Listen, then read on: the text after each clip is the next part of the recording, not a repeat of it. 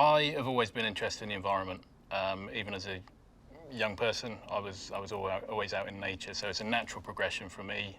My childhood interest turned into environmental interest, conservation, and climate change is part of that interest around the environment. If you read the science, if you understand the science, it's clearly an emergency situation that politicians, but the general public, everybody needs to be thinking about and responding to. So the Hit for Six report looked at various aspects of climate change impact on cricket, and there were a lot of recommendations and advice given at the end. I don't believe that cricket has really taken on board the advice that was given there, so there is far more that can be done. I think cricket is starting to respond. ECB is doing some good work, and different grounds are starting to do things independently, but there's a lot more that we can be doing for our general environmental impacts, but certainly around climate change. And the key thing that I always say when people ask for advice around sport in particular is start to have conversations. If you're in a venue, if you are running any kind of sport event at any level, talk to the suppliers, talk to the spectators, talk to the players, talk to the participants. Start these conversations. You'll be surprised how many people actually want to have this conversation.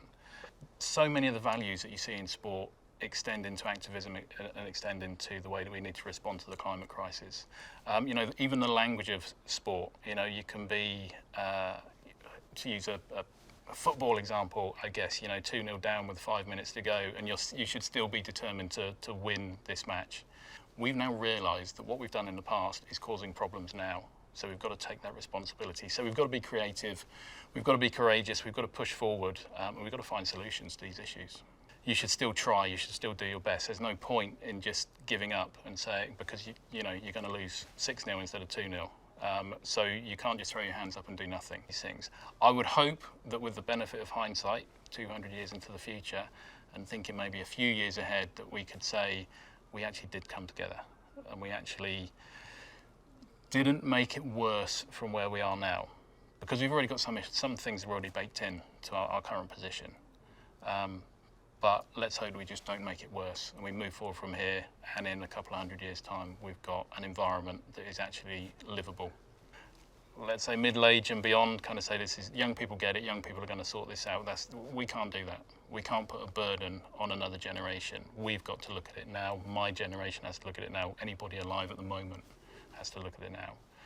So I hope that in the future they will look back and say thank you for turning this around. Thank you for understanding the issues that we've got. And thank you for making a difference, changing the way we do politics, changing the way that we live our lives. And we've turned back from something that could have been worse than what it turned out to be, and then now living in a livable environment.